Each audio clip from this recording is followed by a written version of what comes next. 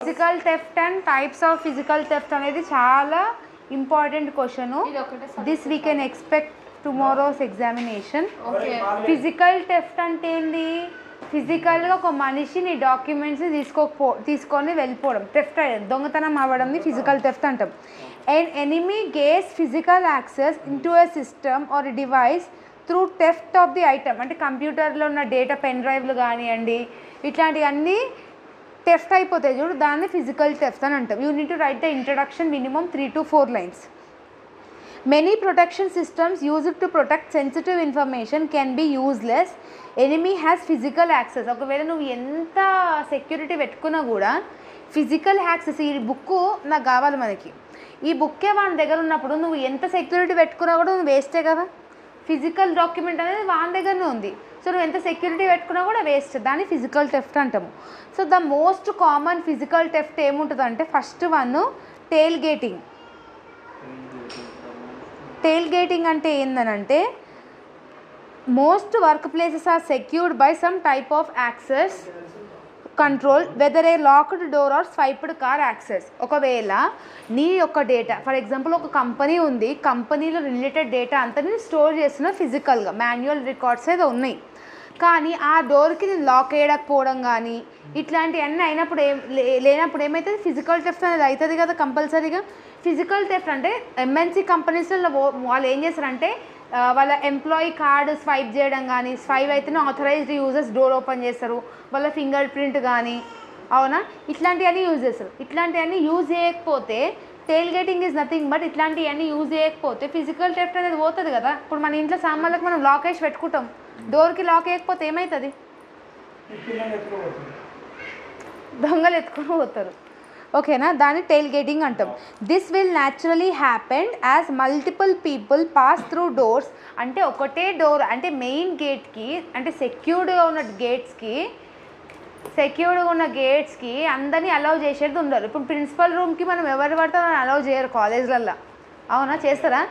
చేయరు కదా. సేమ్ అట్లనే ఒక డోర్ నుంచి చాలామంది పాస్ అవుతున్నారు అని అంటే ఏదో నువ్వు డేటానన్నా స్టోర్ చేసుకోవాలి, లేదంటే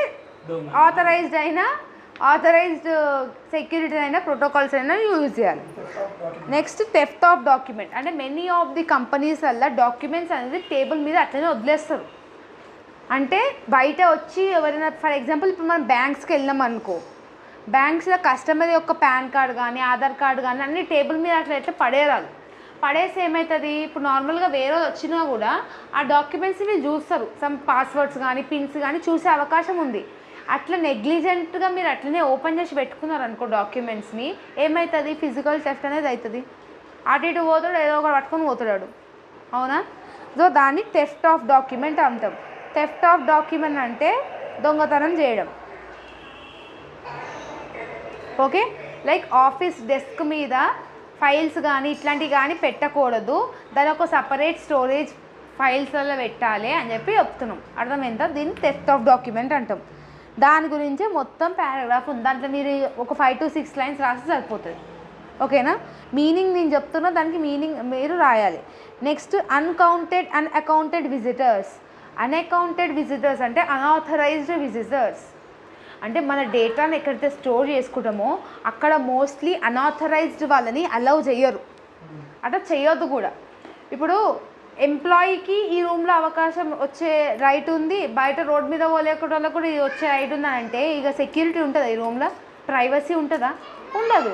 సేమ్ అట్లనే అన్అకౌంటెడ్ విజిటర్స్ ఎవరు పడితే వాళ్ళు వచ్చి ఎప్పుడు పడితే అప్పుడు వెళ్ళిపోతున్నప్పుడు ఏమవుతుంది అంటే ఫిజికల్ థెఫ్ట్ అనేది అవుతుంది, దొంగతనం అనేది అవుతుంది, అవునా కాదా? నెక్స్ట్ దాన్ని అన్అకౌంటెడ్ విజిటర్స్ అంటాం, అంటే అన్ఆథరైజ్డ్ పర్సన్స్ అని అర్థం. ఓకే, నెక్స్ట్ 4th one ఏంటి?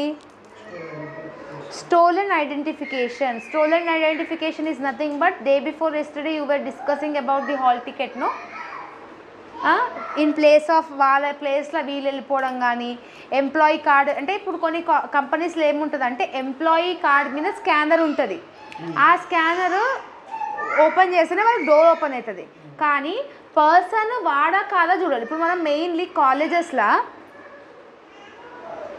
స్టోలెన్ ఐడెంటిఫికేషన్ అంటే, ఇప్పుడు ఫర్ ఎగ్జాంపుల్ మన కాలేజెస్ అందరికీ ఐడి కార్డ్స్ ఉంటాయి, ఐడి కార్డ్స్ ఉన్నా కూడా మన కాలేజ్ ముంగట వాచ్మెన్ ఎందుకుంటాడు? ఎందుకంటే ఆ ఐడి కార్డ్ వీందా కాదా అని చెక్ చేయనీకి ఉంటాడు. అంటే మోస్ట్లీ అది జరగకపోవచ్చు కానీ పెద్ద పెద్ద కంపెనీస్లలో జరుగుతుంది. సో దాన్ని స్టోలెన్ ఐడెంటిఫికేషన్ అంటాం. అట్లాంటిది అంటే మనకి ఎంప్లాయీ కార్డు ఉందని చెప్పేసి ఎంటర్ అయిపోవాలి, ఎవడు పడతాడు అయిపోవాలంటే కాదు.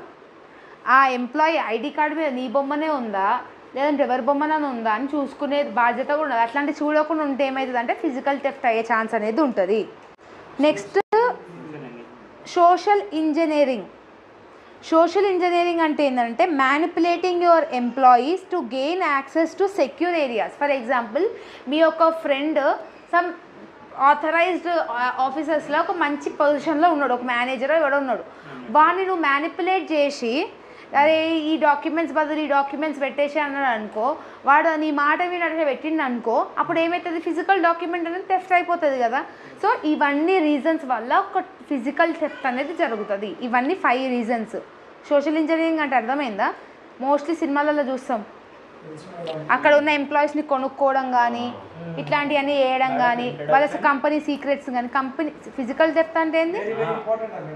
It's very very very important. First పాయింట్కి 5 లైన్స్ రాస్తే సరిపోతాం అంటారు, మిగతా దానికి 3 రాస్తే చాలు. నువ్వు ఎన్ని పాయింట్స్ రాసుకో. ఒకటే పేపర్ రాస్తా, ఒకటే పేపరు 3 లైన్లు రాస్తాను. 3 లైన్లు రాస్తా అంటే ఒక లైన్ 3 లైన్లు రాసి 2 లైన్లు వదిలేస్తావా? ఉండాలి మేడం. ఫిజికల్ థెఫ్ట్ 6 పాయింట్స్ రాస్తా, గ్యాప్ ఇస్తా, కింద ఫస్ట్ పాయింట్ అని పెట్టి అట్లా అయితే okay, no problem. There are this many types like this. See, ఇట్లా కూడా వేసుకోవచ్చు. ముందు బొమ్మ వేసి దాని తర్వాత social engineering is nothing but if you are అంటే మనకు ఒక మంచి ఫ్రెండ్ అనేటోళ్ళు, ఇప్పుడు నీ ఒక ఎనిమి ఇప్పుడు నువ్వు ఒక కంపెనీలో వర్క్ చేస్తున్నావు, నేను ఒక కంపెనీలో వర్క్ చేస్తున్నావు, but we are friends.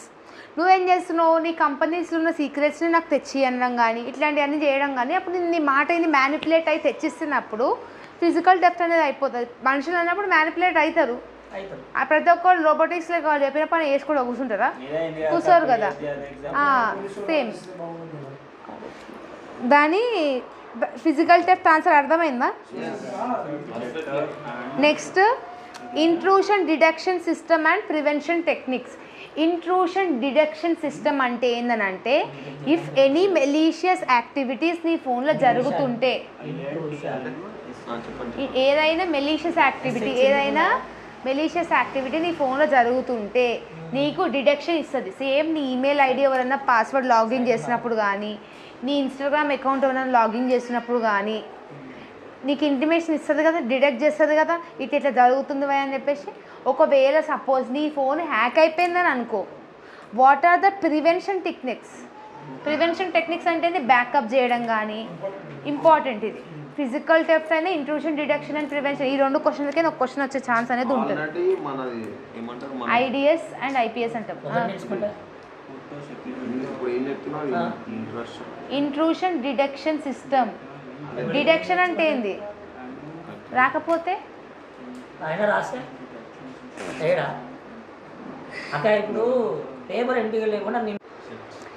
Intrusion detection system అంటే ఏంటంటే ఇఫ్ ఎనీ అన్ఆథరైజ్డ్ యాక్టివిటీ నీ ఫోన్లో జరుగుతున్నప్పుడు, నీ డివైస్లో జరుగుతున్నప్పుడు నీ డిడక్ట్ చేసి చెప్పేది intrusion detection system.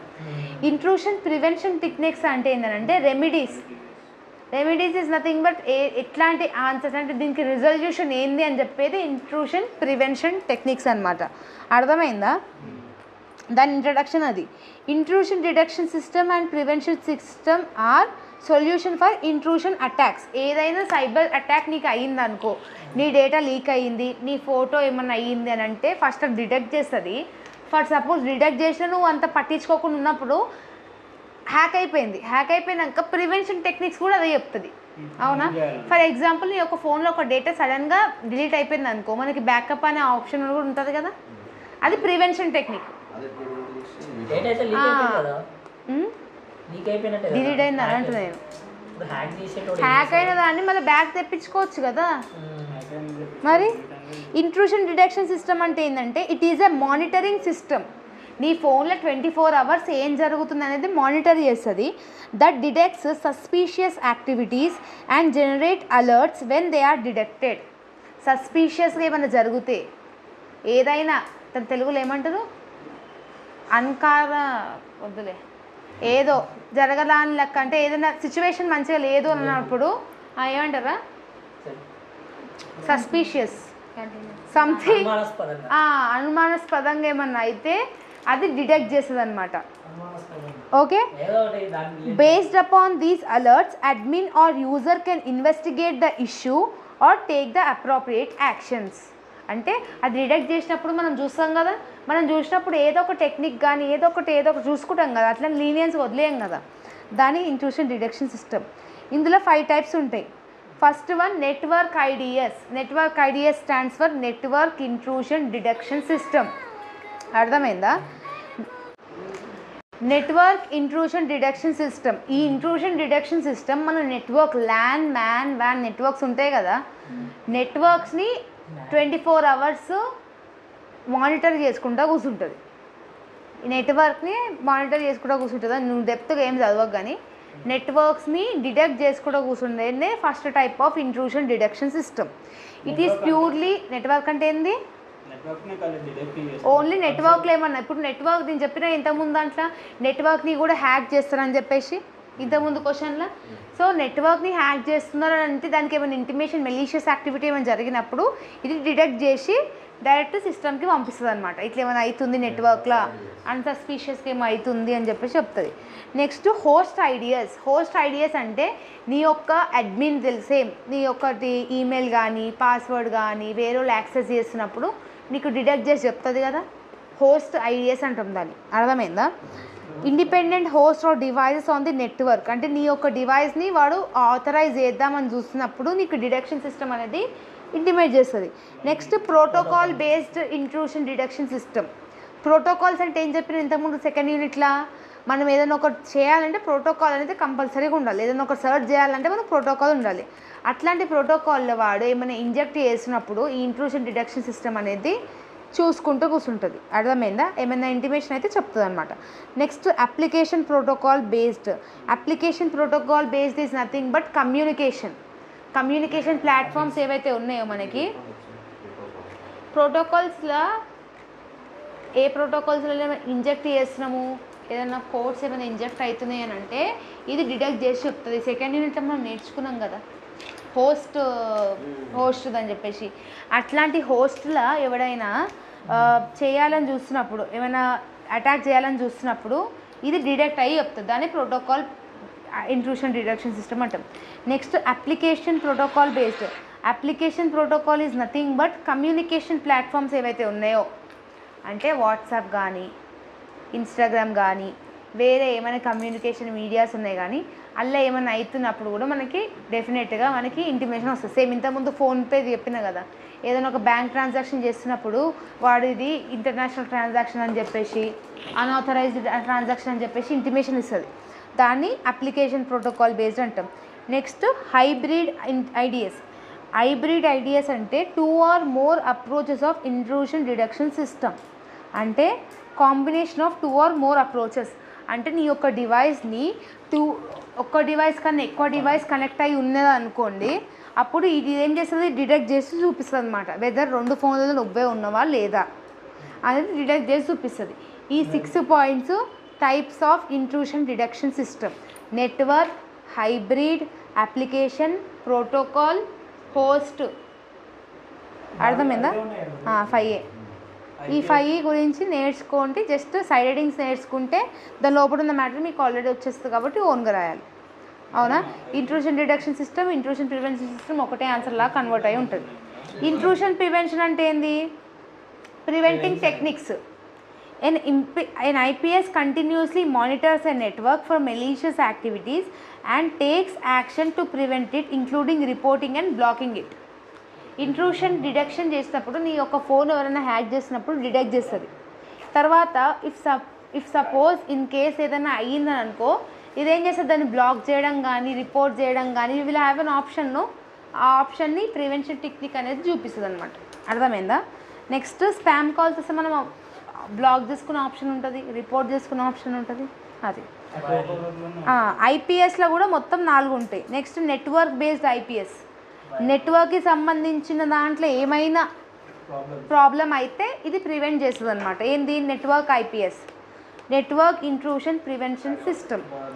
Next wireless intrusion prevention system means wireless things అని అంటే ఏంటంటే వైఫై కానీ, ల్యాప్టాప్స్ కానీ, బ్లూటూత్ కానీ, ఓకే, ఇట్లాంటివన్నీ వైర్లెస్ ఐపీఎస్ అనమాట. Next network behaviour analysis, NBA, అంటే నీ యొక్క నెట్వర్క్ కరెక్ట్ స్టాండర్డ్లో ఉందా, ఓకేనా, నెట్వర్క్లో ఏమైనా క్లాషెస్ వస్తున్నాయా, ఇట్లాంటి దాన్ని ఎన్బిఏ అంటాం.